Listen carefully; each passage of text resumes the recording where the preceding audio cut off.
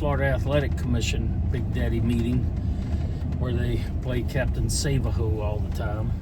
And this is me, Larry Downs Jr., speaking on behalf of Larry Downs Jr. and my First Amendment right. Y'all ever heard of a First Amendment right?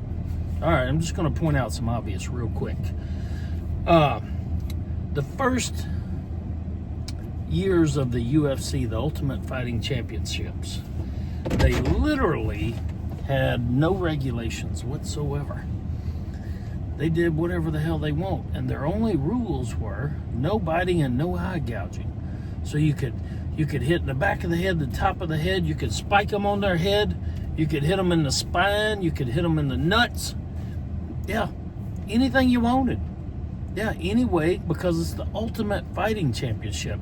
It's not the Big Daddy Regulatory Fighting Championships. It's not the Big Daddy Protect Grown Men from Themselves Fighting Championship. It's not the, oh, your record ain't good enough to fight this guy because you're 0-6 and the other one is 0-3. And because you lost your last 3 fights by KO or TKO, you can't fight no more, even though you're only 33. Do you hear how stupid that shit sounds? Just like Frank Gentile put on a suspension form one time. He wrote in there, indefinite suspension, in parentheses, lack of skill. Do you hear that shit? All right, now can you read me, let's see, start out with the, how many years did the UFC operate with no regulatory body? Approximately 8. 8 years with no Big Daddy government playing Captain Save-A-Fighter. All right. So, how many did they have a lot of deaths?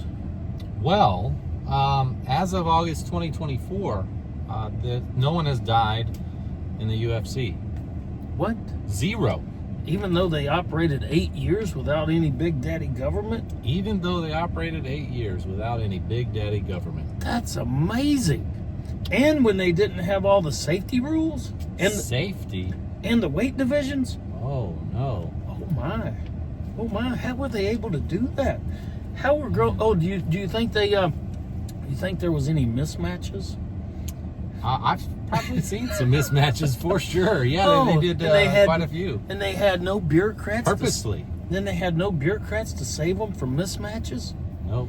And they had good competitive matches too? Oh, for sure. That went for like 30 minutes? Wow. They didn't have no rounds in the beginning. Oh my. They didn't have a rest. They didn't have a rest period. Oh, now that sounds like a real fight. Golly. Can you believe it? The Ultimate Fighting Championships has now become the Ultimate Big Daddy Regulatory Overreach Fighting Championships. We might let you fight. Them. The states no, not them, but them, yeah. but de facto them. Right, de facto. Because they have accepted the fact of regulatory bodies such as government agencies need to protect grown men from themselves. They accepted it, or otherwise they would have fought against it.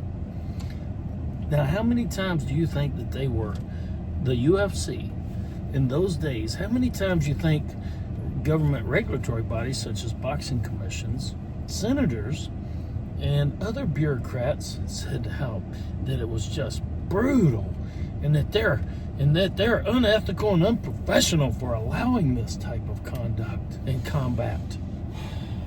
Free men. Senator John McCain said a bunch of negative shit about them. Yeah. They were trying their damnedest to make it illegal to fight in hand-to-hand combat, Ultimate Fighting Championship style, because look how dangerous it is. It's so dangerous. And like you said earlier, meanwhile, there's only 2 states that have mutual combat laws. Yeah, that's Texas and Washington. And Washington is a big surprise. And it doesn't have to be verbally either. It can be verbally, but it also can be through actions. So you raise your hands, I raise my hands. There's the intent. That's an agreement. That's an agreement. It's amazing whenever they put the gloves on, even, or no gloves, because now we have bare knuckles MMA again. We're kind of coming back, but they just won't let us come back all the way. Well, I'm going to be recommending to Michelle Salzman that we get a mutual combat law here in Florida. We should have one, and abolish the Florida Athletic Commission. There's no reason. There's no. If there's a company in Florida doing business in Florida, or an interstate company coming here to host a fight. Yep. They have insurance. Yes. They're renting a facility. If they do a good job, the free market. If they do a good job, men will come and fight. Yeah. If they do a good job, people will come and pay to watch. Yeah. If they do a bad job, people won't pay to watch. Fighters won't come to fight. Imagine that. Imagine some freedom in the land of the free and home of the brave. That's a slogan. That is a slogan that has been sold to us. So on Independence Day, we can run around with our little flags and pretend that we're free. Pretend that we have our own life, liberty, and pursuit of happiness. But in reality, we have bureaucrats and legislators and politicians that wouldn't step in a ring to save their life. No, they wouldn't. Not even to save their own life. Yeah. I mean, but men who want to do that have to beg and pay to do it. For freedom. You got to pay for freedom? Yeah. And if they say the wrong thing, they'll be thrown out. They'll be thrown out. If they piss off the right banty rooster dictator bureaucrat, it's all over. Anyways, I was just pointing out the obvious here. I'll drop in as soon as this rolls. I'm going to drop in those stats on the Ultimate Fighting Championship. It's amazing.